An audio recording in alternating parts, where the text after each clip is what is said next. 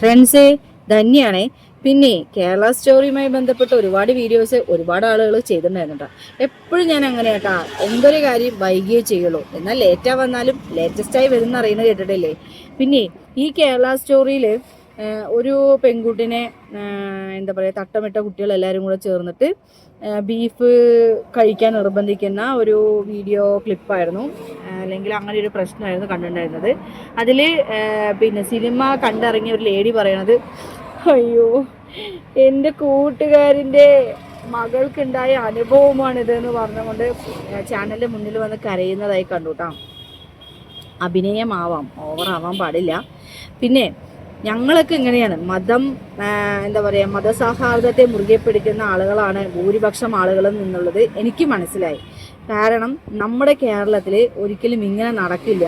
ഇന്ന് ബീഫിന് എന്താ വില എന്നറിയോ? 400 റുപ്യ വിലയാണ്. 350 റുപ്യ ഉള്ള ബീഫ് മേടിക്കണമെങ്കിൽ ഇവിടെ നിന്ന് ഞാൻ മേപ്പറമ്പ് വരെ പോകണം. അപ്പോൾ ബീഫ് കഴിക്കാൻ നല്ല ടേസ്റ്റുള്ള ആളുകളുണ്ട്. ബീഫ് പഴംപൊരിയൊക്കെ കഴിക്കുന്ന നമ്മുടെ കേരളത്തിലെ ഒരുപാട് മലയാളികളുടെ സ്വകാര്യ അഭിമാനമാണ് ബീഫും പഴംപൊരിയും കേട്ടോ.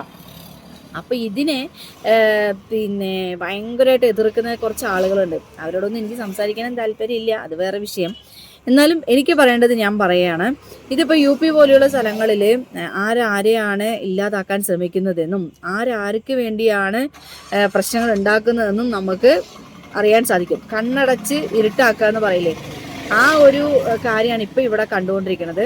അപ്പോൾ പിന്നെ ഒരു സമൂഹത്തെ ഇല്ലാതാക്കുക, അല്ലെങ്കിൽ ആ സമൂഹത്തെ പിന്നെ ആ സമൂഹത്തിൻ്റെ പിന്നെ എന്ത് പ്രശ്നം വന്നാലും ആ സമൂഹത്തെ മൈൻഡ് ചെയ്യാണ്ടിരിക്കുക, അല്ലെങ്കിൽ അവരുടെ കാര്യങ്ങളൊന്നും നടത്താതിരിക്കുക, അങ്ങനെയൊക്കെയാണ്. ചില ആളുകൾ ഭരണത്തിൽ വന്നു കഴിഞ്ഞാൽ ബാങ്ക് വിളി അടക്കം നിർത്തും എന്നുള്ള പരാമർശം കൂടെ നടത്തിയിട്ടുണ്ടായിരുന്നു.